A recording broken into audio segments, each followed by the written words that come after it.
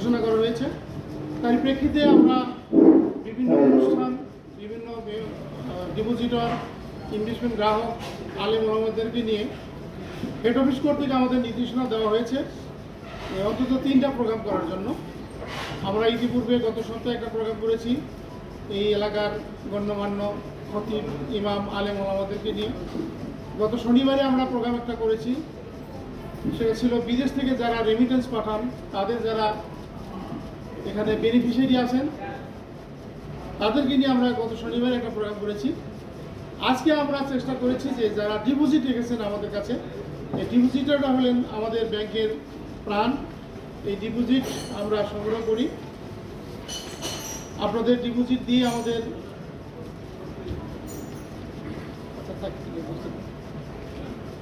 আপনাদের ডিপোজিটই আমাদের ব্যাংকের হার্ট আত্মা বলতে ডিপোজিটই বোঝায়। এজন্য আজকে আপনাদেরকে ডেকেছি।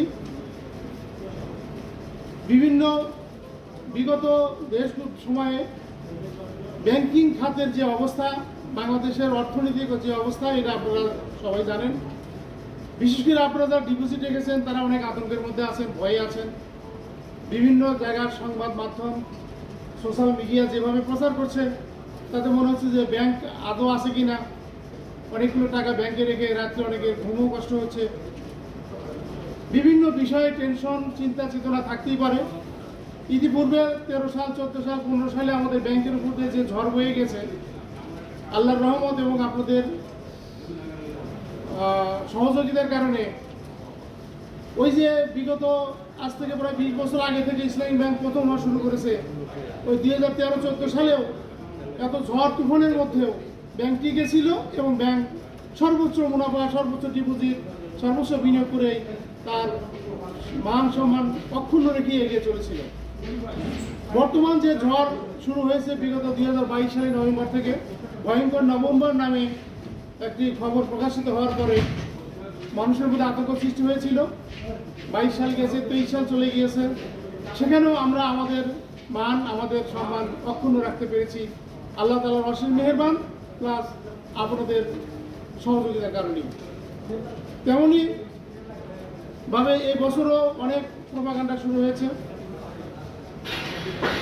আমরা বিগত 5 তারিখের মাসের 5 তারিখের পর থেকে এ যাবৎ আমাদের ডিপোজিট বেড়েছে, আমাদের শাখার ডিপোজিট বেড়েছে, সব দিক থেকে আমরা আগে আছি।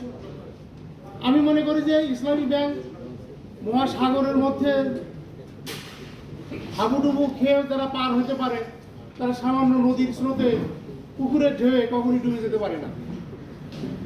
সুতরাং এই ভয়, এই আতঙ্ক আমরা আশা করি আপনাদের সহযোগিতা এবং আল্লাহ তাআলার যদি মেহরবানি রহমত থাকে, এই ঢেউকে আমরা, এই নদীর স্রোত আর পুকুরের ঢেউকে আমরা অতিক্রম করে কিনারে পৌঁছে যাব সসম্মান ইনশাল্লাহ। আপনারা জানেন যে অধিকাংশ ব্যাংকের বোর্ড অফ ডাইরেক্টরকে ভেঙে দিয়ে নতুন করে করা হয়েছে। এখানে মানুষের ভুল বোঝাবুঝি হয়েছে যে না জানি কি হয়, অমুক গ্রুপ এত টাকা নিয়ে গেল, সব নিয়ে গেছে, তারপরও ব্যাংক তো মাথা উঁচু করে দাঁড়িয়ে আছে এবং সুনামের সাথে আছে। আমরা আগামী 3 মাস থেকে 6 মাসের মধ্যে, ডিসেম্বরের মধ্যেই আমরা আশা করি যে আপনারা যা আশা করছেন তার চেয়ে ভালো ফলাফল পাবেন ইনশাল্লাহ। আমাদের নতুন বোর্ড গঠন হয়েছে। এই মুহূর্তে আমি যখন আপনাদের সঙ্গে কথা বলছি তখন নতুন বোর্ডের সঙ্গে আমাদের মিটিং চলছে। 10 মিনিটের বিরতি দিয়েছে, আপনাদের কথা বলি আমি সেখানে জয়েন করবো। এবং আমাদের যে 5 সদস্য বিশিষ্ট বোর্ড হয়েছে তার মধ্যে আমাদের সেই সুসময়ের যিনি ডাইরেক্টর ছিলেন তার মধ্যে একজন আছেন, ওই সময় আমাদের ব্যাংকে একজন ডিএমডি ছিলেন তিনি আছেন, বিশ্ববিদ্যালয়ের একজন প্রফেসর আছেন এবং যিনি এখন আমাদের চেয়ারম্যান হিসেবে দায়িত্ব গ্রহণ করেছেন উনি সোনালী ব্যাংক, জনতা ব্যাংক সহ বিভিন্ন জায়গার এমডি ছিলেন, অত্যন্ত দক্ষ। আশা করি এনাদের নেতৃত্বে আমাদের ব্যাংক আরও গতিশীলভাবে চলবে এবং ব্যাংক তার সাবেক অবস্থায় শুধু যাইবে না, আমরা তার চেয়েও আগামী দিকে যাবো ইনশাল্লাহ। গত কয়েকদিন আগে গভর্নর সাহেব বলেছেন যে ইসলামী ব্যাংক 1 মাসে যা করেছে, আমি তো মনে করেছিলাম যে ইসলামী ব্যাংক আমাদের কাছে টাকা আছে বিলেতে অত টাকা আসছে। এখন আমরা ক্যাশ শর্টফল, এখন আমাদের যে একটা সমস্যা রয়েছে নগদ ক্যাশের কিছু সমস্যা রয়েছে, আমরা বড় চেকগুলো পেমেন্ট দিতে পারছি না। বাংলাদেশ ব্যাংক যদিও তার রেস্ট্রিকশনটা উঠিয়ে দিয়েছে কিন্তু নগদ ক্যাশ তো ব্যাংকের ভোল্টেও নাই, এই ব্যাংকের সবগুলো চলে গেছে বিভিন্ন রাঘব বলদের বিছানার নিচে, কারোর আলমারিতে, কারোর সিন্ধুকে ভরে আছে, আর কিছু টাকা তো মানে বিমানে চলে গেছে। তো এজন্য কিছু সমস্যা হচ্ছে, এই সমস্যাটা অচিরেই কেটে উঠবে। গতকাল থেকে বাংলাদেশ ব্যাংক আমাদেরকে ক্যাশ দেওয়ার সাপোর্ট শুরু করেছে। আশা করি এই সপ্তাহ বা বড় সপ্তাহেই সমস্ত সমস্যা সমাধান হবে ইনশাল্লাহ। ভয়ের আর কোনো কারণ নাই, আপনাদের ব্যাংক আগে যেমন ছিল তেমনই থাকবে, আরও ভালো করতে চলবে। তারপরেও আপনাদেরকে সান্ত্বনা দেওয়া আমাদের দায়িত্ব, আমরা পবিত্র দায়িত্ব মনে করি। আপনারা আমাদেরই ভাই, আমরা আজ আছি, আমাদের চাকরির কারণে 2 দিন পরে চলে যাব, বাট আপনারা থাকবেন, এই ব্যাংক থাকবে, ব্যাংক আপনাদের, আপনারা ব্যাংকের। সুতরাং এই ব্যাংকের সুসম্পর্ক আরও ভালো হবে। আপনাদের আশা আকাঙ্ক্ষা নিয়ে ইসলামী ব্যাংক যে উদ্দেশ্য নিয়ে তৈরি হয়েছিল, এই উদ্দেশ্য পরিপূর্ণ হবে, আরও ভালো গতি চলবে ইনশাল্লাহ। এরপরে আমি আপনাদের কথা শুনতে চাই, কারণ অনেক কথাই বলা যায় না, বলতে চান না, বলতে পারেন না। আমাদের এখানে সম্মানিত জর্নালিস্ট স্যার থাকার উচিত ছিলেন, তো স্যার অন্য একটা প্রোগ্রামে যাওয়ার কারণে স্যার তার প্রতিনিধি, আমাদের জর্নালিস্টের সেকেন্ড ম্যান যিনি আমাদের স্যার, উনি আসছেন। উনি আপনাদের কথা শুনবেন, আপনাদের কথা জবাব দিবেন, আপনারা মন খুলে প্রশ্ন করবেন, কোনো হেজিটেশন ফিল করবেন না, যা মনে চায় আপনারা বলবেন, আমরা চেষ্টা করবো ইনশাল্লাহ আপনাদের উত্তর দেওয়ার জন্য। আমি এই কথা বলে আমার সরকারি বক্তব্য শেষ করছি। ওমা আলাইনা ইল্লাল বালাগ। আসসালামু আলাইকুম ওয়া রাহমাতুল্লাহি ওয়া বারাকাতুহু। মাসে সম্মানিত সভাপতি মহোদয়, উপস্থিত সভাপতি মহোদয়, প্রধান অতিথি মহোদয় এবং আমার সামনে উপবিষ্ট ব্যাংকের অনেক কর্মকর্তা কর্মচারী এবং গ্রাহকবৃন্দ, তো আমি প্রথমেই শ্রদ্ধা ভরে স্মরণ করছি আমাদের জাতির যে বীর সন্তান, যাদের রক্তের বিনিময়ে আজকের আমাদের নতুন স্বাধীনতা অর্জন করলাম আমরা 2024 সালে 51 বছর পর যে স্বাধীনতা অর্জন করছি, সেই স্বাধীনতার সুফল আজকে নতুন করে আমাদের ইসলামী ব্যাংকে জোয়ার চলে আসছে, ঢেউ চলে আসছে, যার সুবাতাস আমরা ইতিমধ্যেই লক্ষ্য করতে পারছি। তো প্রথমে আমি আমাদের শহীদদের মধ্যে আমাদের প্রতিবেশী আবু সাইদ, যার রক্তের বিনিময়ে যে বুক চিতিয়ে যে সামনে দাঁড়িয়েছিল যে আমার ভাই আমাকে কখনো মারতে পারে না, গুলি করতে পারে না, তাকে সেখানে ব্রড ডেলাইটে দিব্যলোকে আপনারা এখানে যে প্রতিটা মানুষ দেখেছেন কিভাবে তাকে নির্মমভাবে হত্যা করা হয়েছে, একটার পর একটা গুলি করে তাকে সেখানে মারা হয়েছে। তার পরবর্তীতে আরো হৃদয়গ্রাহী সেই পানি লাগবে ভাই পানি, সেই মুগ্ধ, আমাদের ওই কয়েক রাত আমি ঘুমাইতে পারি এবং আমার 7 থেকে 10 দিন আমার অন্তত 30 বার আমার চোখে পানি আছে, মিনিমাম 30 বার। তো এই যে শহীদ ভাইরা আজকে হাজারো শহীদের রক্তের বিনিময়ে অর্জিত আমাদের আবার নতুন স্বাধীনতা, আমি বলবো এটাই প্রকৃত স্বাধীনতা, বাংলাদেশের প্রকৃত স্বাধীনতা। ওই 71-এর যে স্বাধীনতা ছিল ওটা ছিল যে আমরা যে একটা দ্বিজাতি চক্র ছিল সেখান থেকে আমরা বেরিয়ে আসছি, আর এখন আমরা নিজেদের স্বাধীনতা বলতে কি এটা আমাদের ছিল না, এটা আমাদের হরণ হয়ে গেছে। এই নিজেদের স্বাধীনতা হরণ হওয়ার কারণে আমরা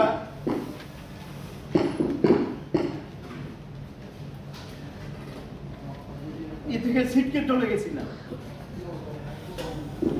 তো আবারও আমি আশা করব যে ইসলামী ব্যাংক যে উদ্যোগে আবার এগিয়ে যাবে এবং নতুন যে পরিচালনা পর্ষদ আসছেন, হ্যাঁ আপনারা যা শুনেছেন, আমরা যা শুনেছি কোনোটাই মিথ্যা ছিল না। এই আলম গ্রুপ, এই গভর্নমেন্ট, এই খুনি হাসিনা রক্ত পিপাসু হাসিনা যেভাবে এই ব্যাংকগুলোকে লুট করেছে, সে নিজের তার ছেলের মাধ্যমে জয়। ইসলামী ব্যাংক এর মধ্যে অন্যতম ব্যাংক, যে যারা ইনভেস্ট করেছেন এখানে তারা আসলে আতঙ্কিত আছেন এবং আমরাও আতঙ্কিত আছি, ইভেন আমি নিজেও, যে আমরা এখানে ইনভেস্ট করার পরে যদি এরকম অপপ্রচার পুরাণে ছড়ায়, আমরা আসলে একটু সমস্যাতেই আছি যে আসলে আমরা ইনভেস্ট করবো কিনা, এখান থেকে উইথড্র করে নিবো কিনা টাকা পয়সা। যদিও আপনাদের ব্যবস্থাপক সাহেব অনেক কিছুই এর মধ্যে উনি বলেছেন। গতকালও আমরা মিডিয়াতে যেটা পাইছি যে দেউলিয়া ব্যাংক 10টা ব্যাংক দেখেন, দেখবেন যে রান অনেক আছে, উইকেটার নাই। এই পিছনে যে দুইজন ঘুরিয়ে ঘুরিয়ে সারাদিন ধরে ধরে চলতেছে, বুঝছেন? মানে ওরা যখন করে গেল বুঝবেন তখন শেষ। ব্যাংকিং জগতে এটা আপনারা জেনে রাখেন, আপনাদের জানার দরকার। আপনাদের কাছে তথ্যগুলো নেই, এই জন্য আপনারা আতঙ্কিত আছে। ইসলামী ব্যাংক যখন থাকবে না, তখন এই বাংলাদেশে কোনো ব্যাংক বলে কিছু থাকবে না। আমি আবারও বলি, ইসলামী ব্যাংক যখন থাকবে না, তখন বাংলাদেশের ব্যাংক বলে কিছু থাকবে না। এই যে আজকের যিনি ডাইরেক্টর আমাদের চেয়ারম্যান হয়েছেন ওবায়দুল হাসান, উনি একসময় সোনালী ব্যাংকের এমডি ছিলেন। উনি কিন্তু সোনালী ব্যাংকের এমডি থাকার কারণে উনি কিন্তু সোনালী ব্যাংক সম্পর্কে ওনার কাছে ভালো তথ্য আছে। সোনালী ব্যাংক একটা কাগজে কলমে ব্যাংকিং করে। কাগজে কলমে ব্যাংক বোঝেন? এখানে কেউ মাইন্ড করবে না যদি কেউ সোনালী ব্যাংকে দেখে থাকে। দেখবেন যে হাজার হাজার কোটি টাকা ডিপোজিট আছে, হাজার হাজার কোটি টাকা মানুষের লোন দিয়েছে। এই টাকাগুলো কিন্তু জীবনে উঠে আসবে না, কিন্তু কাগজে কলমে ব্যাংকিং করে লাভ লোকসান হিসাব করে বছর শেষে দেখায় যে আমরা এত কোটি টাকা লাভ করলাম। কিন্তু ইসলামী ব্যাংক কিন্তু এই লাভ লোকসানের খাতাটা এরকম করে না। আমাদের যে দুর্বলতাটা, আমি আবারও বলি, আমাদের দুর্বলতাটা মানুষের কাছে প্রকাশ্যে আসে, ধরা পড়ে।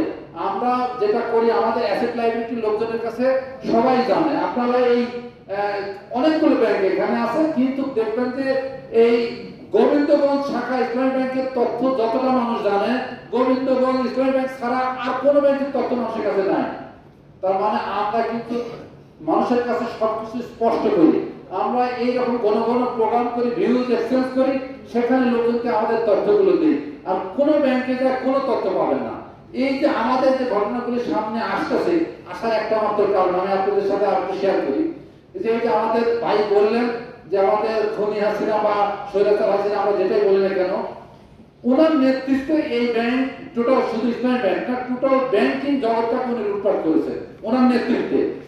এমন কিছু ঘটনা আমরা জানি, আমাদের কোন ব্যাংকের ম্যানেজারের কত অস্তিত্বে মানে তার জীবন আশঙ্কায় এরকম ছিল যে আপনি যদি এই ফাইলে সই না করেন তাহলে আপনাকে গুম করে দেওয়া হবে।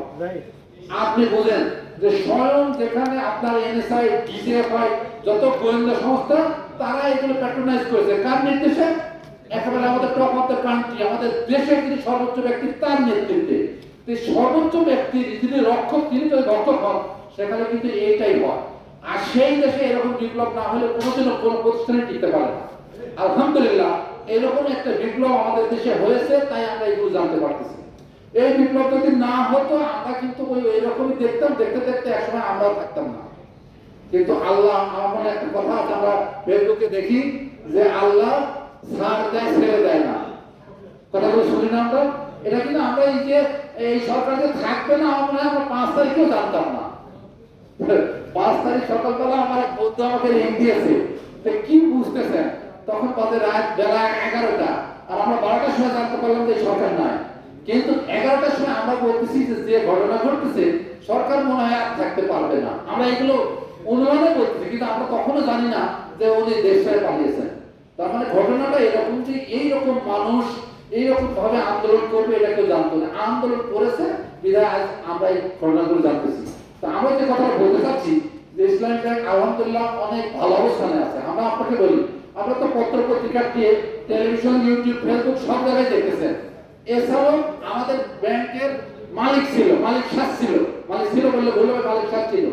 মালিক ছাড়ার পরে সে এই ব্যাংক থেকে কিছু টাকা নিয়েছে, কিন্তু আপনারা একটা কথা কিন্তু জানেন না, তার কিন্তু সে 1985 সাল থেকে সে আমাদের বিনিয়োগ গ্রাহক ছিল। আপনারা এখানে যারা অনেকে বিনিয়োগ গ্রাহক থাকতে পারেন, উনি 85 সাল থেকে আমাদের একজন ভালো বিনিয়োগ গ্রাহক।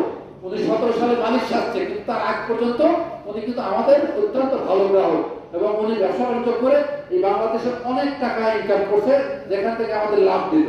ওনার কিন্তু এখনো নামে এখনো নামে কতগুলো বিনিয়োগ পাঠিয়ে আছে, মানে তারা যে বিনিয়োগ ভোগ করে সেইটা কিন্তু এখনো ওভারডিউ হয় নাই। আমি কি বোঝাতে পারলাম? এখনো ঋণ খেলাপি হয় নাই, এবং সেটা কিন্তু অ্যামাউন্টটা একেবারে কম না। আমরা যদিও কিছু কথাবার্তা শুনতেছি যে অনেক কোটি টাকা নিয়ে গেছে, কিন্তু আসল তথ্যটাকে আমরা জানি যে কত টাকা নিয়ে গেছে। বলেন তো, আমরা যারা শুনছি দু একজন বলেন তো টাকার অ্যামাউন্ট ফিগার জানেন কিনা? অনেকে বলছে 1 লাখ কোটি টাকা, কেউ বলছে 1.5 লাখ কোটি টাকা, কেউ বলছে 50,000 কোটি টাকা। 50,000 থেকে শুরু হয়েছে, 75,000, 1 লাখ, 1.5 লাখ। কিন্তু আমরা তো জানি কত টাকা তারা সে নিয়েছে, আমরা কিন্তু জানি কত টাকা নিয়েছে, ঠিক আছে। এবং তার ভিতরে অ্যামাউন্ট প্রায় 30 থেকে 32,000 কোটি টাকা রেগুলার আছে। আলহামদুলিল্লাহ একটা খবর দিয়েছেন, আমরা আপনাকে আবারও বলি, এটা ঠিক আছে, আমরা ধরে নিলাম কিছু সে যেহেতু মাননীয় সরকার প্রধানকে ম্যানেজ করে এখান থেকে আমাদের ব্যাংক থেকে কিছু ফান্ড নিয়েছে, কিন্তু ফান্ড নিয়ে কিন্তু নদীতে ফেলেনি। কি করেছে? ব্যবসা করেছে, ইন্ডাস্ট্রি করেছে, প্রতিষ্ঠান করেছে। সেই প্রতিষ্ঠানের পরিমাণ প্রায় 1.5 লাখ কোটি টাকা। কিন্তু আমাদের কাছে কাগজে কলমে ধরা নেই, আমরা মর্টগেজ দিতে পারি, এটা ঠিক আছে। কিন্তু আমাদের মাননীয় গভর্নর এবং আমাদের মাননীয় অর্থ উপদেষ্টা ওনারা বলছে আমরা আইন করে ওই সব সম্পদ আমরা আবার নিয়ে আসবো। আমাদের টাকা দিয়ে একটা বিদ্যুৎ মিল করে, বিদ্যুৎ একটা ইয়ে করেছে, ইউনিট করেছে, সেটা প্রায় 30,000 কোটি টাকা। আমরা যদি 30,000 কোটি টাকা আমাদের নিয়ে আসতে পারি, 30,000 কোটি টাকা রিকভার হলো। আপনারা আজকে প্রথম আলোতে দেখছেন যে তারা ডিপোজিট রাখছে বিভিন্ন ব্যাংকে প্রায় 26,000 কোটি টাকা। চিন্তা করছেন? 26,000 কোটি টাকা। আজকে প্রথম আলোটা দেখেন, 26,000 কোটি টাকা তারা এখন তো ক্যাশ রাখছে, এটা এখনো সরাইতে পারে নাই। আর টাকা যেগুলো সরাইছে, নয়তো সরাইতে তারপরে জমা রাখছে। চিন্তা করছেন? 26,000 কোটি টাকা তাদের ক্যাশই আছে। তাহলে বলতে টাকা পাচার করে টাকাগুলো নিয়ে যায়, কিন্তু ওই বঙ্গোপসাগরে ফেলেনি। তারা একটা আপনার এই বাংলাদেশের সবচেয়ে সুগার রিফাইনারি একটা ইয়ে আছে, রিফাইন করে, সেটা প্রায় 20,000 কোটি টাকা সেটার দাম। তাহলে চিন্তা করছেন, সেটা যদি আমরা যদি আইন করে যদি সেটা আমরা ব্যাংকের ইনকামে আনতে পারি, আমাদের টাকাটা রিকভার হবে না? হবে। আলহামদুলিল্লাহ, আমি মনে করছি আপনাদের ঘাবড়ানোর কোনো কারণ নেই। আমরা কিন্তু এখনো ঘাবড়াইনি। কি জন্য ঘাবড়াইনি? যেহেতু আমাদের বর্তমান যারা রাষ্ট্র চালাচ্ছে তারা কিন্তু আমাদের আশ্বস্ত করছে। দেখেন যে বাংলাদেশের গভর্নমেন্ট কিন্তু আজকে কথাটা বলছে, দেখছেন কি আপনারা, যে আপনাদের আমানত সুরক্ষিত আছে, এটা নিয়ে টেনশন করার কোনো কারণ নেই। ইসলামী ব্যাংকের টাকা আমাদের হিসাবে নামে এবং বেনামে, আমি আবারও বলি যে তথ্যটা আপনারা জানেন না, কিছু টাকা বেনামে নিয়েছে এবং সেই বেনামে টাকাটাই মূলত পাচার হয়েছে। আমি বলে দিলাম সে কথাটা, নামে যেটা হয়েছে সেটা আমাদের এই দেশে বিভিন্ন এস্টাবলিশমেন্ট করেছে, বিভিন্ন করেছে, কিন্তু বেনামে যে টাকাটা নিয়েছে এই টাকাটাই তারা পাচার করছে। আমি মনে করি সেই টাকাটার পরিমাণ ব্যাংকের কাছে যে তথ্য আছে আমাদের ইসলামী ব্যাংকে খুব বেশি না, সেটা মাত্র 15,000 থেকে 20,000 কোটি টাকা। এই 20,000 কোটি টাকাও আসবে। আপনারা এত ঘাবড়াচ্ছেন কেন? আমাদের ডিপোজিট 1,56,000 কোটি টাকা। আমরা ধরে নিলাম যে 20,000 কোটি টাকা বেনামে আছে, বাদ দিলে আরো থাকছে কত? আর 1,25,000 কোটি টাকা আছে তো? এই 1,25,000 কোটি টাকার মালিক তো আপনারা। এই যে ভাই বললেন যে আমরা তো ডিপোজিট রাখছি, আমরা তো টেনশন আছে, ভয় আছে। আমাদের নামে বেনামে টাকা যেটা এখনো আমাদের ব্যাংকে আছে, আমি মনে করি যে আমাদের ব্যাংক ছাড়া অন্য কোনো ব্যাংকে এই টাকাটাও নাই। আমাদের বুথগুলো অনেকদিন ধরে টাকা আমরা দিতে পারি নাই, বুথে আমরা ইচ্ছা করে টাকা দেইনি। আমাদের সোলামান ভাই যদি বললো যে আমাদের ক্যাশ কিন্তু আমাদের কাছে আছে, আমাদের কাছে যে নাই তা না। যখন মানে সমস্যা হয় তখন সরকারের সমস্যা হয়, তারপরেও মানে একটা কথা আছে না যে হাতি মরলেও লাখ টাকা, বাঁচলেও লাখ টাকা। আমাদের কাছে যত টাকা আছে এখন 20টা ব্যাংক একসাথে জমা করলেও এত টাকা তাদের কাছে নাই। টাকা থাকলে আমাদের কাছে আছে। তবে হ্যাঁ, আমরা যেহেতু আমরা একটা শকুনের মানে খাবলাতে পড়ছিলাম, সেই শকুনের খাবলা থেকে বেরিয়ে আসলে আমরা আবার স্বাভাবিক অবস্থায় চলে আসবো। আমরা সেই দিকে যাচ্ছি, আপনারা ঘাবড়াবেন না। আপনার টেনশনের কোনো কারণ নেই। আপনার টেনশন রাষ্ট্রীয় আইনের সাথে জড়িত, সরকারের সাথে জড়িত। আপনার স্বার্থ নিয়ে আমরা এই দেশটা, আমাদের সরকার দেশ চালাচ্ছে, আপনার তো এই অর্থনীতির অংশ। আমি মনে করি যে যেহেতু যেখানে স্বয়ং রাষ্ট্রীয় সরকার প্রধান, আমাদের ব্যাংক নিয়ে আসলে একটা কথা আছে যে ঝড় কোথায় লাগে? বট গাছে লাগে না? বট গাছটা বড়। তো ব্যাংক যখন লুট করবে, ব্যাংক কি এই যাদের টাকা নেই তাদের টাকা লুট করবে না? যার টাকা আছে তার টাকা লুট করবে? টাকা তো আছে আমার, তো আমার টাকাই তো লুট করবে। যার টাকা নেই তার থেকে লুট করবে। তো আমি মনে করি যে এটা নিয়ে আপনাদের টেনশনের কারণ নেই। কিছু একটা আমাদের ঠিক আছে, আমাদের অর্থ উপদেষ্টা একটা কথা বলছে যে ব্যাংকিং কমিশন হবে। সেই কমিশন আইন তৈরি করবে যে এই যে প্রতিষ্ঠান যেগুলো করেছে এই প্রতিষ্ঠানের টাকাগুলো কিভাবে আমরা এই ব্যাংকের সম্পদটা এই ব্যাংকের সাথে অ্যাড করব। আমি মনে করি এই জন্য গভর্নমেন্ট কোনো কারণে 1.5 লাখ কোটি টাকার সম্পদ আছে আমাদের এসালম গ্রুপে, এবং তার 26,000 কোটি টাকা আজকে পাওয়া গেছে। আজকে দেখেন 26,000 কোটি ক্যাশ টাকা পাওয়া গেছে। এদের বড় করে দিচ্ছে 26,000 কোটি টাকা ডিপোজিট রয়েছে। তাহলে চিন্তা করেন যে একটা লোক এত টাকা নিয়ে ঘুরে ফিরে এখনো ব্যাংকে তার ডিপোজিট আছে 26,000 কোটি টাকা। আমি মনে করি যে এখান থেকে কিছু টাকা নিয়ে সিঙ্গাপুরে নিয়ে গেছে, এবং তারা কিন্তু একটা সুন্দর একটা স্টেটমেন্টও দিয়েছে যে আমাদের এখনো যতগুলো লোন আছে আমরা কিন্তু একটাও এখনো খেলাপি করি নাই, অতএব তোমরা আমাদের সাথে আগে খারাপ আচরণ করো না। আপনি বুঝতে পারছেন, তারা কিন্তু ব্যাংকে মেসেজ দিচ্ছে। ব্যাংক কিন্তু চাচ্ছে যে তারা আমাদের একসময় ভালো ক্লায়েন্ট ছিল, তাদের সাথে আমরা এখন ভালো রাখতে চাই, কিন্তু তাদেরকে নষ্ট করেছে আমাদের সরকার প্রধান। আমি কি বোঝাতে পারলাম কথাটা?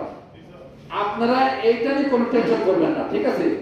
আমি মনে করি যে 1.5 লাখ কোটি টাকার সম্পদ আছে এই সালমের, সেই টাকাগুলো যদি রাষ্ট্রীয় আইনে এই ব্যাংকের কাছে মার্জ করে ব্যাংক আগের চেয়ে আরো এখন ভালো অবস্থান পাবে। আপনার এটা নিয়ে ঘাবড়ানোর কোনো কারণ নেই। আর পরে নেক্সট আরো কোন ভাইয়ের যদি আরো কোন কথা থাকে, এটা কিন্তু আমাদের আইন না, এটা বাংলাদেশ ব্যাংকের আইন। তো বাংলাদেশ ব্যাংক কেন আইন দিয়েছে? বাংলাদেশ ব্যাংক কিন্তু এটা বলেছে যেহেতু দেশে কোনো পুলিশ ছিল না, আইন শৃঙ্খলা ছিল না, একটা লোক যদি টাকা নিয়ে যেতে চায় ওই টাকাটা একটু রিস্ক আছে, রাস্তায় একজন ধরে লুট করে নিতে পারে, কেড়ে নিতে পারে।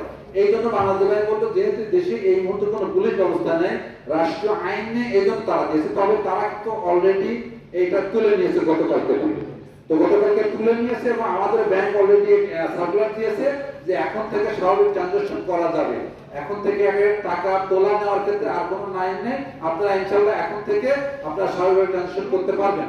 তবে যেহেতু এখন টোটাল ব্যাংকিং সেক্টরে একটা ক্রাইসিস আছে, টাকার ক্রাইসিস আছে, টাকার ক্রাইসিস। আমি যদি মনে করি যে না আমার টাকা আছে তো আর ব্যাংকের টাকা নিয়ে তাতে কি হয়েছে, আমার টাকা আছে এটা দিয়ে চালাবো, কিন্তু আসলে এখানে যদি ক্রাইসিস থেকে থাকে এক জায়গায় না এক জায়গায় সমস্যা তৈরি হয়। টোটাল ব্যাংকিং সেক্টরে এখন তরল মানির সংকট আছে। যেরকম আমরা দেখছি যে সরকার যেদিন পড়ে যায় 7 তারিখে না 8 তারিখে দেখলাম যে একজন সচিবের বাসায় 3.5 কোটি টাকা পাওয়া গেল। পাওয়া গেছে না ক্যাশ টাকা, উনি নিয়ে যাওয়া বাড়িতে একটা ব্যাংক বানাইছে। তো এরকম টাকা বহুত টাকা বিভিন্ন লোকজন নিয়ে যায় বাড়িতে রাখছে। ইভেন আপনাদের এলাকায় দেখেন, আমি এর আগে ঈশ্বরী শাখার ম্যানেজার ছিলাম, এক ভদ্রলোক বললো যে স্যার আপনাদের সমস্যা হওয়ার পরে এক মুরব্বী মানুষ সে আমাদের কাছ থেকে 20 লাখ টাকা তুলে নিয়ে তার বাড়িতে রাখছিল, 3 মাস পরে আবার নিয়ে এসে আমাদের কাছে জমা দিচ্ছে। আপনাদের ভিতরে হয়তো কোনো ভাই ভয় হয়তো রাগ করে নিয়ে যায় বাড়িতে রাখছে। আসলে ক্যাশ তো আপনারা দেবেন নেবেন, ব্যাংক তো বইটার ভিতরে যেরকম এই ব্যাংকের ডিপোজিট 163 কোটি টাকা আমি শুনলাম, এই বইটার ভিতরে 163 কোটি টাকা আমাদের কাছে আছে। এই টাকা আমরা কিছু টাকা আবার আপনারা যারা ব্যবসা বাণিজ্য করেন তাদেরকে দিয়েছি। এখানে আমরা একটা মিনিমাম টাকা রাখি, লোক যাতে ট্রানজাকশন করি। মিনিমাম টাকা রাখার ক্ষেত্রে যারা লোকজনের ভিতরে আসলে আতঙ্ক ভয় এখনো যায় না, একটু যেতে সময় লাগবে। আমি মনে করি কেবল তো এক মাস এখনো হয়নি, না 1 মাস চলে গেছে। তো 1 মাস টাইম তো আসলে খুব বেশি না, তবে আমি মনে করি আস্তে আস্তে স্বাভাবিক দিকে যাচ্ছে। আমরা এখন বুথে টাকা দিচ্ছি, আস্তে আস্তে আপনারা স্বাভাবিক নিয়মে চলে আসতেছেন। আমরা আশা করতেছি আমাদের আর 1 মাসের ভিতরে আমরা স্বাভাবিক ট্রানজাকশন চলে আসবো, ভয়ের কোনো কারণ নেই। এখন যেহেতু ওই ছিদ্র নেই, আমাদের সময় তো ম্যানেজার স্যার বলছে যে আগে ছিদ্র ছিল, তলা যদি ছিদ্র থাকে আপনি সারাদিন পানি দেবেন, তারপরে আবার গায়ে দেখবেন যে আবার সেই পানি পড়ে আবার যা তাই হয়ে গেছে। আমাদের অবস্থাটা এরকম ছিল 17 সাল থেকে আমরা এই 24 সাল আমাদের অবস্থাটা এরকম ছিল। আমরা যত টাকা পয়সা চুরি করে নিয়ে আসি জমা করি, তারপরে টাকা নিয়ে চলে গেছে। কোথায় নিয়ে চলে গেছে? আমাদের একেবারে মাননীয় সরকার টাকা নিয়ে বিদেশে পাচার করে দিচ্ছে। বোঝা গেছে কথাটা?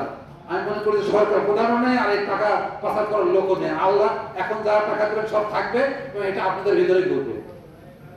ঠিক আছে, আর কোনো কথা আছে কিনা? আয়োজিত অত্র অনুষ্ঠানে আমার উপস্থিত সম্মানিত শাখা প্রধান, ব্যাংকের ভাইস প্রেসিডেন্ট জনাব সুলাইমান আলী এবং অত্র অঞ্চলের গ্রাহকবৃন্দ এবং অত্র শাখার বিভিন্ন কর্মচারী কর্মকর্তাবৃন্দ, ভাই ও বোনেরা, আসসালামু আলাইকুম ওয়া রাহমাতুল্লাহ। আসলে ইসলামী ব্যাংক আপনারা জানেন যে আমরা গত বছর বা তার আগের পরপর 3 বছর আমরা দেখেছি ইসলামী ব্যাংকের global finance, international global finance, তারা একটা রিপোর্ট করতো যে সারা ওয়ার্ল্ডে 1000 ব্যাংকের একটা লিস্ট হলো। সেই 1000 ব্যাংকের লিস্টের ভিতরে বাংলাদেশের একটা ব্যাংক স্থান পেয়েছিল, সেটা হচ্ছে ইসলামী ব্যাংক। আমরা অনেকেই জানি না ইসলামী ব্যাংক কিন্তু তার ব্যাংকিং এরিয়াতে আপনার ডিপোজিট, ইনভেস্টমেন্ট এবং সব সেক্টরে আমরা কিন্তু সবচেয়ে বড় ব্যাংক। সোনালী ব্যাংকের চেয়েও বড় ব্যাংক। মানে সোনালী ব্যাংকের যে ডিপোজিট ক্যালকুলেশন করা হয় সেখানে 1,49,000, 1,48,000 কোটি টাকা, কিন্তু আমাদের ডিপোজিট কিন্তু 1,56,000 কোটি টাকা। তাহলে আমরা ডিপোজিট বেশি হলাম না? সোনালী ব্যাংকের লোন দেওয়া হয়, এখন বলা হচ্ছে সোনালী ব্যাংকের লোন হচ্ছে আগে ছিল 65 থেকে 67,000 কোটি টাকা, এখন তারা বলতেছে যে আমাদের লোন হচ্ছে 1 লাখ কোটি টাকা, কিন্তু আমাদের লোন কিন্তু আমাদের 1,56,000 থেকে 1,60,000 কোটি টাকা। তাহলে আমাদের লোনও বেশি, তাহলে আমাদের লোন বেশি, আমাদের ডিপোজিট বেশি, আবার ফরেন ট্রানজাকশন, বিদেশ থেকে যেসব টাকা আসে সেই টাকা সবাই মিলে যা আনে, মনে করেন যে সারা বাংলাদেশে আমাদের কত প্রায় 222 মিলিয়ন না কত মিলিয়ন টাকা যেন আসে, তার ভিতরে 1/3 আমাদের মাধ্যমে আসে, 67-68 বিলিয়ন ডলার আসে আমাদের মাধ্যমে। তাহলে আমরা এত টাকা আনি, আমাদের এত ডিপোজিট, আমরা তো বাংলাদেশের সবচেয়ে বড় ব্যাংক। যে কথাটা আমি বলতেছিলাম যে আমরা হচ্ছে লাস্ট উইকে, আমরা এই জন্য বলি যে আমাদের সাথে 2.5 কোটি গ্রাহক আছে জড়িত। তা আমরা এত বড় গ্রাহক, এত বড় ব্যাংক, এত বড় ট্রানজাকশন নিয়ে আমরা চলি, এবং এটা কাদের জন্য হয়েছে? আপনাদের জন্য হয়েছে। আপনারা তো আমাদেরকে এত দূর তুলছেন, এই যে 2.5 কোটি গ্রাহক কয়টা ব্যাংকে আছে? তো এত দূরের একটা ব্যাংক, সেই ব্যাংকের সাথে যখন আস্থার সংকট দেখা দিল, যখন সরকারি রাষ্ট্রীয় পর্যায়ে যখন লুটতরাজ শুরু হলো, রাষ্ট্রীয় পর্যায়ে যখন খামলা দিয়ে ধরা হলো ইসলামী ব্যাংকের ডিপোজিট, তখনই আমরা এই সংকটে পড়লাম। আমরা আমাদের ইসলামী ব্যাংকের লোকজনকে খুব খারাপ মনে হয়, আপনাদের কাছে ভালো মনে হয়? আমার মনে হয় যে আপনারা যখন আসেন আমাদের লোকজনের সাথে কথা বলেন, দেখে তো মনে হয় ভালোই, অথচ এই ব্যাংকের টাকা কোথায় যায় এখন আর এই ম্যানেজার দিতে পারে না, এরা দিতে পারে না, আপনাদের নিজেদেরও মনে প্রশ্ন আসে। ঠিক অনুরূপভাবে আমাদের ম্যানেজমেন্টেরও প্রশ্ন আসে, আরে আমরা এই যে আমাদের সাধারণ আপামর জনসাধারণ এত টাকা আমরা নিয়ে আসি, অথচ আজ আমরা এই টাকা রাখতে পারতেছি না। আমাদেরকে কাগজে কলমে লিখে দেওয়া হচ্ছে যে এত কোটি টাকা স্যাংশন দিয়ে দাও, পাস করে দেওয়া হবে। আবার এটা তত্ত্বাবধান কে করতেছে? আমাদের এই স্বার্থগুলো দেখবে কে? বাংলাদেশ ব্যাংক। দেখেন যে এই ঘটনা ঘটার পরে শুধু রাষ্ট্রপ্রধানই পালায়নি, বাংলাদেশ ব্যাংকের গভর্নরও পালাইছে। দেখতেছে ঘটনাটা? এটা কি এখন ঘটেছে? তার মানে এইটা দুষ্ট চক্রের একটা অংশ, ঠিক আছে? সে ওইখান থেকে বসে বসে মাননীয় সরকার প্রধানের কাজকামটা সে নিজেই করছে। কি করবে? এই টাকাটা পাচার করে দাও। আমি জানি না এই টাকাটা তারা পাচার করছে, ঠিক আপনারা দেখেছেন যে রূপপুর পারমাণবিক কেন্দ্রে যে টাকা করছে ওইখানে থেকে তারা থেকে 58,000 কোটি টাকা মেরে নিচ্ছে। আমাদের ব্যাংকের টাকাও পাচার করছে, টাকাগুলো গেল কই? আমার নিজের কাছে মাঝে মাঝে আশ্চর্য লাগে, সব টাকা নিয়ে গেল। এখন আমরা শুনতেছি টাকা তারা যেগুলো পাচার করছে সেগুলো ওই দেশ সিজ করে দিচ্ছে। আপনার কথার মাঝে আমার একটা অবজেকশন, সেটা হচ্ছে যে মাননীয় সরকার প্রধানটাও আপনার আমি সরকার প্রধান সবার ক্ষেত্রে প্রযোজ্য, মাননীয় যিনি 5 বার আসছে অবৈধভাবে। না ঠিক আছে, না ঠিক আছে, আমি আপনাকে বলি মাননীয় সরকার ঠিক আছে, পারে না। না ঠিক আছে, আমি ওটা বলেছি যে উনি তো আমাদের খুনি, আমরা তো যেটা বলছি সরকার প্রধান বলতে পারে। হ্যাঁ ঠিক আছে, মাননীয় বাদ দেব। না ঠিক আছে, আমরা মাননীয়টা যিনি সরকার প্রধান আমরা তাকেই মাননীয় বলি, ঠিক আছে। কিন্তু উনি নিষ্ঠুর একটা সরকার ছিল, ঠিক আছে, ঠিক আছে, আমরা চেয়ারকে বলছি। এখন আমরা যেরকম মনে করছি এটা হচ্ছে আমাদের যে যিনি সরকার তিনি হচ্ছে মাননীয় সরকার প্রধান। তো আমরা যেটা বলতে চাচ্ছি যে আমাদের এই যে রাষ্ট্রীয় যে কাজগুলো আমরা ঘটেছে, যে আমাদের দেশটা কিন্তু আমাদের এটাই এখন দেখার বিষয় যে এত টাকা পাচার করে নিয়ে গেল কোথায়, সেই টাকাগুলো কোথায় কি অবস্থা আছে। আমরা কিন্তু ভালো জানি যে এই টাকাগুলো যখন নিয়ে গেছে, আমরা সুইস ব্যাংকের একটা গল্প জানি যে ওখানে কত লাখ কোটি টাকা যেন জমা আছে। আপনি দেখেন, আমি মনে করি যে সরকার যারা এই কাজগুলো করছে তাদের টাকা কিন্তু সুইস ব্যাংকে আছে, এবং সুইস ব্যাংকে অ্যাম্বাসেডর এসে আমাদের এই বর্তমান সরকার প্রধান ডক্টর ইউনূসকে বলছে যে আপনারা খালি তথ্যগুলো দেন আমাদেরকে, টাকাগুলো আপনাদেরকে সব ফেরত দেবো। আমি মনে করি যে আপনারা দোয়া করেন, আমি মনে করি দোয়া করেন এই টাকাগুলো আবার ফেরত পাওয়া যাবে। আমরা একটা ভালো লোক পেয়েছি, আপনারা টাকা ফেরত পাবেন। আমি মনে করি যে ঘাবড়ানোর কোনো কারণ নেই। আপনারা যদি নিজের থেকে এই ফেসবুক আর ইউটিউবে এই কথাগুলো শুনে যদি ঘাবড়ায় যায়, তাহলে তো আমরা যুদ্ধ ফাইট করতে পারবো। আপনারা তো যুদ্ধ ফাইট করার সৈনিক, আপনারা আপনারা এই দেশে বিপ্লব করে কিন্তু এই সরকারকে সরাইছেন। আপনারা আমাদের সাথে থাকেন, আমি মনে করি যে আমরা এই দেশটাকে যে নেতৃত্ব দিয়েছিলাম ইনশাআল্লাহ অর্থনৈতিক ক্ষেত্রে আমরা এই নেতৃত্বটা চালাই যেতে পারবো। তো আমরা যে কথাটা মনে করি যে আমরা মূলত আমাদের ব্যাংক এই যে গ্রাহক সমাবেশটা আমরা এই জন্য করেছি যে আপনাদের ভিতরে অনেকের ভিতরে এই দ্বিধাদ্বন্দ্বগুলো কাজ করতেছে। আপনারা হয়তো চিন্তা করতেছেন যে ওই যে ভাইটা আমাকে বললো যে এখনো অনেকে আমাদেরকে এই বলতেছে যে আরে তুমি এখন ইসলামে টাকা রাখছো, ইসলামের যেন ওই ভাই মনে করতেছে যে 10টা ব্যাংক বোধহয় দেউলিয়া হয়ে যাচ্ছে, তার মধ্যে ইসলামে আছে কিনা, দ্বিধাদ্বন্দ্ব আছে। দ্বিধাদ্বন্দ্ব থাকার কোনো কারণ নেই। 10টা ব্যাংক যারা দেউলিয়া হয়ে যাবে এরকম তথ্য আমরা জানি কারা হবে, ঠিক আছে। এবং এদেরকে বলা হয়েছে অলরেডি ক্লিনিক্যালি ডেড। এই ব্যাংকগুলো ক্লিনিক্যালি ডেড। আপনি কি মনে হচ্ছে আমরা ক্লিনিক্যালি ডেড? মানে তাদের টাকা পয়সা নেয় কিন্তু সরকার বলতেছে না। কি জন্য বলতেছে না? যে তারা মানুষকে যে পেমেন্ট দিবে সেই পেমেন্টের টাকাটাও নেয়। এরকম 10টা ব্যাংক নাম বলতেছে না, এই জন্য বললে এখন লোকজনের ভিতরে একটা আতঙ্ক তৈরি হয়ে নাম বলতেছে না। আমরা খবর পেয়েছি একেবারে রিসেন্টলি যেসব ব্যাংকের যাদের স্যাংশন দেওয়া হয়েছে এই ব্যাংকগুলোর এই অবস্থা। এবং এর ভিতরে শোনা যাচ্ছে ইসলামী শরিয়া ভিত্তিক যে ব্যাংক, এছাড়াও যে 10টা বা 6টা ব্যাংকের কথা বলছে এই 6টা ব্যাংকও নেই তার ভিতরে। বরং লাস্ট জেনারেশন যেগুলো একবারে এই যে কয়েক বছর আগে যাদেরকে পারমিশন দেওয়া হয়েছিল এদের অবস্থায় এইটার ভিতরে। এই জন্য আপনাদের টেনশনের কোনো কারণ নেই যে এই কথা বললো ইসলামী ব্যাংকের ভিতরে আছে অত ইসলামী ব্যাংকের টাকা আমরা তুলে নিই।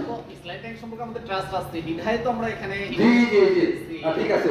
তো আমি মনে করি যে আপনাদের আস্থা বিশ্বাস নিয়ে আমরা এত দূর আগাইছি, আমরা আরো এগিয়ে যাব। আপনারা আমাদেরকে ভুল বুঝবেন না। তবে আপনাদের কোনো কথা থাকলে আমাদের সম্মানিত ম্যানেজার স্যারের সাথে আসবেন, কথা বলবেন। এবং আমি মনে করি যে কথাগুলো যখন বলবেন তখন দেখবেন যে আপনাদের মনে সংকোচ কেটে যাবে।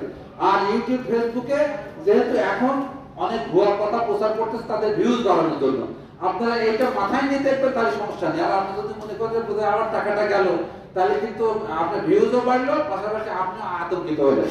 আপনি আতঙ্কিত হওয়ার কোনো কারণ নেই। আমরা 6টা টাইম দিয়েছি, আমাদের 6টা কথা, আমার কথা শেষ। যদি আমার কথার পরিপ্রেক্ষিত কারোর কোনো কথা থাকে বলবেন, আমি আপনাদের সাথে কথা বলবো। আপনারা এই এলাকার মানুষ, আপনারা এখানে আছেন। আমাদের ম্যানেজার স্যার যে কথাটা বলছে যে আপনারাই থাকবেন, উনি আছে, উনি কালকে নাও থাকতে পারে, ঠিক আছে। আমার এই স্টাফ ভাই যারা আছে আজকে আসছে কালকে নাও থাকতে পারে, কিন্তু আপনারা থাকবেন। আমি মনে করি আপনারা থাকবেন, এটা আপনাদের প্রতিষ্ঠান। আপনারা যদি আমরা আবার স্বাভাবিক কার্যক্রমে আসতে পারি, আমরা লোন বা বিনিয়োগগুলো আমরা দিতে পারছি না। আপনার তো অনেক ভাই হয়তো এখানে মানে নতুন করে লোন দিতে পারছে না। আমরা চাচ্ছি যে এটা আবার স্বাভাবিকভাবে চলে আসুক, আমরা আবার নতুন করে লোন দেই। এবং যদি লোন দেই তাহলে আপনাদের ভিতরে ব্যবসা বাণিজ্য বাড়বে। ব্যবসা বাণিজ্য বাড়লে আপনারা উপকৃত হবেন, আপনারা উপকৃত হলে দেশ উপকৃত হবে, দেশ উপকৃত হলে জাতীয় উপকৃত হবে। তো আমরা এই আশাবাদ রাখতে চাই যে আমরা আপনার আস্থা এবং বিশ্বাসের সাথে করে নিয়ে ইসলামী ব্যাংক যেটুকু আগাইছে আমরা আরো আগাই যাবো ইনশাআল্লাহ। আসসালামু আলাইকুম ওয়া রাহমাতুল্লাহ। আসসালামু আলাইকুম ওয়া রাহমাতুল্লাহ।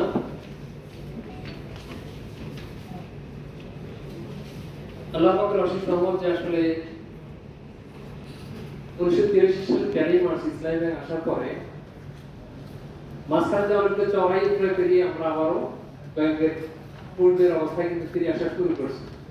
এই যে কিছুক্ষণ আগে আমরা ছাড়তে যে গ্রাম সেবা মাসের কয়েকটা প্রোগ্রামের কথা বলবো, দেখেন যে বেশ কিছুদিন আগে কিন্তু আমরা এই প্রোগ্রামগুলো করতে পারতাম না, বা জোরালো ভাবে আসলে কথা বলার স্কোপ ছিল না আমাদের।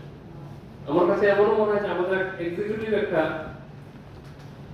রেডিও সেন্টারে, মানে আমার বলতে ঠিক আমার সাবেক যে জনরেট ছিল এখানে, তাকে একটা রেডিও সেন্টারে ইনভাইট করা হয়েছিল কিছু বলার জন্য ইসলামী ব্যাংকিং। আর তার পাশাপাশি তাকে ইনস্ট্রাকশন দেওয়া ছিল যে সুদ যে হারাম এই কথাটা আপনি বলতে পারবেন। তাহলে ইসলামী ব্যাংক সম্বন্ধে কি বলবো ওখানে কি, মানে ডিক্টেটরশিপের মাত্রাটা কিরকম ছিল দেখেন। আপনি একটা প্রশ্ন মতো রেডিও সেন্টারে রাখ দিয়ে বললেন যে আপনি কথা বলবেন কিন্তু সুদটা যে হারাম এটা বলতে পারবেন না, এবার আপনার যা বলার বলবেন। তো উনি ইসলামের চাকরি করে যদি সুদের প্রসঙ্গে নাই কথা বলে তাহলে কি আসলে উনি কথা বলতে পারবেন ওখানে? আসলে কিন্তু বলতে পারবে না। যাই হোক, আপনারা যদি আমাদের গ্রাহক মনে হয় আপনাদের ব্যাংক, ওখানে আমাদের একটা ব্যাংকের লোগো ছিল যে মাই ব্যাংক, একটা কথা ছিল ইসলামী ব্যাংক মাই ব্যাংক আমার ব্যাংক। সারা জেলা বলে আসলে আমাদের মেয়াদ সর্বোচ্চ 3 ইয়ার্স একটা করে ব্রাঞ্চে, 3 বছর পর আমরা এমডিতে চেঞ্জ হয়ে যাব। কিন্তু এই ব্রাঞ্চ এভরিথিং কি দেখে থাকবে। গত ইয়ারে আমি বলছিলাম যে আলহামদুলিল্লাহ গোবিন্দগঞ্জ ব্রাঞ্চ একটা আসলে এই এলাকার লোকজন বেশ যথেষ্ট ভাগ্যবান। কারণ হচ্ছে যে আমাদের এই ব্রাঞ্চটা কিন্তু শনিবারে খোলা থাকে, যেটা হচ্ছে অন্য অন্য জেলা শহর। আপনাদের কাছে জানাচ্ছি যে সবগুলো জেলা শহর খোলা থাকে আমাদের, গাইবান্ধা, বগুড়া, রংপুর জেলা শহর, আর গোবিন্দগঞ্জ একমাত্র উপজেলা যেটা শনিবার করে খোলা থাকে। তার মানে অবশ্যই গোবিন্দগঞ্জ যথেষ্ট ভাগ্যবান, কারণ এখানে রেমিটেন্স এবং ব্যবসায়ী বেশি হওয়ার কারণে কিন্তু এটা ওপেন। আপনাদের বিষয়ে জানাচ্ছি যে আমাদের আসলে গ্রাহক প্রায় 2.5 কোটি গ্রাহক। আবার দেশ জুড়ে কত 395টা আমাদের শাখা, উপশাখা আছে 253টা। এর মধ্যে প্রায় 6000 বেশি আমাদের গ্রাহক সেবা, মানে গ্রাহক কিছু সেবা ঘর আছে আমাদের। আবার এই আপনাদের যে কুতুবের সঞ্চয় কথা কিন্তু স্যার বলছে যে 1,56,000 কোটি টাকা আমাদের বর্তমান ডিপোজিট, যেটা স্যার কিন্তু উদাহরণ দিয়ে বলছে। অনেকে দেখবেন যে আপনার সাথে যখন কোনো কথা বলতে আসবে তখন কিছু ইনফরমেশন জানলে দেখবেন যে সহজ হবে কথা বলতে। যেমন বললাম যে আমাদের ডিপোজিট কত, মানে আপনাদের ডিপোজিট আছে 1,57,000 কোটি টাকা। শাখা বললাম হলো 395টা শাখা আর 253 উপশাখা। আর এখন খেয়াল করে দেখেন যে এতগুলো শাখা কি অন্য ব্যাংকে আছে? এক্সেপ্ট সোনালী ব্যাংক, এটাতে 1200 শাখা আছে, যা দেখবেন শাখাগুলোর অবস্থা কি। আমার একটা শাখাতে ব্যাংক পার ওটা দিয়ে মানে সোনালী ব্যাংকে 14-15 টাকা চলবে। আমাদের একটা আছে যে ব্যাংক হওয়া থাকে, খেয়াল করে দেখবেন। আর যদি বেশি অ্যাসেসমেন্ট করতে যান তাহলে বলবেন আমরা একটা জোনের ফিগার বা ঢাকার বড় বড় ব্রাঞ্চের যে একটা ফিগার, অনেকগুলো ব্যাংকের ফিগার সেম। যাই হোক, আর আমাদের দেখবেন যে রেমিটেন্স আমরা স্যার কিন্তু বলছে যে প্রায় 1/3 আমাদের শিডিউল ব্যাংক কত 62টা ব্যাংক, তার ভিতরে 61টা ব্যাংক রিসিভ করতেছে ধরেন 67%, আর আমরা ইসলামী ব্যাংক একাই নিচ্ছি হলো 33 বা 35%। আর বাকি 61টা ব্যাংক নিতে ধরেন 67 টাকা, আর আমরা নিচ্ছি 33 টাকা। যেটা স্যার কিছু কথা তো বলছে যে ওই যে একটা কথা বলছিল গ্যাপ, যেটা আমি যারা আমার কাছে আসেন বুঝে বলি, কিন্তু সেটা আমার কাছে টাকা আছে কিন্তু সবটা বলতে পারবো না। কারণ আমি জানি যদি জানে যে আমার কাছে টাকা আছে তাহলে আমার টাকা এমনি জোর করে নিয়ে যাবে। এই জন্য দেখবেন যে বিভিন্ন ধরনের ক্রাইসিস দেখানো হয় ব্যাংকে। এটা banking policy, dollar crisis, cash crisis, এগুলা যারা বিজনেস করেন তারা কিন্তু বোঝেন যখন লোক আসলে টাকা চাইলে কি করবে। তারপর এই বাদও কিন্তু আমাদের দেখেন 20 লক্ষাধিক মতো উদ্যোক্তা আছে, আবার 6000 বেশি শিল্প কারখানা আছে, তারপর এসএমই উদ্যোক্তা আছে, রেডিমেড বলেন, গার্মেন্টস সেক্টর বলেন, পরিবহন সেক্টর বলেন, বিদ্যুৎ বলেন, যে কোনো সেক্টরগুলোতে যাবেন ব্যাংকের। আবার আপনাদের জন্য প্রায় 2800 মতো এজেন্ট আছে, যেটা আপনারা জানেন আশেপাশে যে এজেন্টগুলো আছে, এটা 2800 এজেন্টের মাধ্যমে আসলে আমরা আমাদের সেবাগুলো আপনাদের দ্বার প্রান্তে পৌঁছানোর চেষ্টা করে যাচ্ছি। এর বাদে আমাদের 33,000 গ্রামের 17 লক্ষাধিক প্রান্তিক যে পরিবার আছে তাদের মধ্যে ক্ষুদ্র, যেটা অন্য ব্রাঞ্চ আশা গ্রামীণ ব্যাংক যে বিনিয়োগগুলো করে থাকে মাইক্রো ক্রেডিট যেটা, সেটা কিন্তু আমাদের আছে 33,000 গ্রামের ভিতরে, যেখানে 93% হচ্ছে মহিলা। দেখেন যে কোনো ব্যাংকিং কিন্তু আরডিএস, যেটা আমাদের রুরাল ডেভেলপমেন্ট স্কিম নামে চালু আছে, এটা কিন্তু কোনো ব্যাংকিং কিন্তু নয়। সেক্টরটা কিন্তু দেখবেন আমাদের দুটো সেক্টরে কিন্তু সমন্বয় রয়েছে। আবার আমাদের একটা অ্যাপস আছে, এটা আপনারা জানেন, সেলফ নামে একটা অ্যাপস আছে না, যেটা বাংলাদেশের ভিতরে আপনি যে কোনো জরিপে দেখবেন যে সর্বাধিক 43 লক্ষ হচ্ছে তার কাস্টমার এখন। যাই হোক, আলহামদুলিল্লাহ আপনারা যে ব্যাংকে লেনদেন করেন এটা হচ্ছে সবচেয়ে দেশের সবচেয়ে সেরা ব্যাংক। আর বিশ্বের সেরা 1000 ব্যাংকের ভিতরে তার অবস্থা কিন্তু আমি ব্যাংকে দেওয়া হচ্ছে 2010 সাল, এখন পর্যন্ত আসলে সেকেন্ড কি জিনিস আমি আসলে এখন শুনি নাই। আপনারা যে ইসলাম ব্যাংকের প্রত্যেকবার প্রফিট করেন, প্রত্যেক ইস্যুতে যে কথাগুলো হয় খেয়াল করে দেখেন যে বছর শেষে আসলে ফাইনাল প্রফিট কে বেশি করে, তার ভলিউম রেঞ্জের সাথে আসলে কখন সবসময় সব রেঞ্জের সাথে ইসলাম ব্যাংক কম্পেয়ার করতে গেলে হবে। যেটা আমার স্যার একটু আগে বলছিল যে আমার একটা একজনের ডিপোজিটে 20 টাকা জোড়া হলে যাওয়া হবে, এই ভলিউমের সাথে আসলে ইয়ে হবে। যাই হোক, আলহামদুলিল্লাহ আপনারা অনেক কষ্ট করে অনেকক্ষণ ধরে আমাদের সাথে থেকেছেন এবং আপনাদের শুকরিয়া জ্ঞাপন করছি যে অনেক কষ্ট করে আসলে এখানে এসেছেন। এটা শুধু আপনাদের এই বিষয়ে আরো কোনো প্রশ্ন থাকলে এখনো স্যার আছে, আপনাদের প্রশ্নের জবাব দেবে। যে কোনো ধরনের প্রশ্ন, বিনিয়োগ সংক্রান্ত হোক, ডিপোজিট সংক্রান্ত হোক, ডিপোজিট সঙ্গে সবচেয়ে বেশি আসলে প্রশ্ন থাকার কথা। যাই কারণে আসছেন কষ্ট করে, এই জন্য আপনাদের শুকরিয়া জ্ঞাপন করছি। আর এই বিষয়ে যদি আরো কোনো কিছু জানার বিষয় থাকে ইনশাআল্লাহ আমাদের সাথে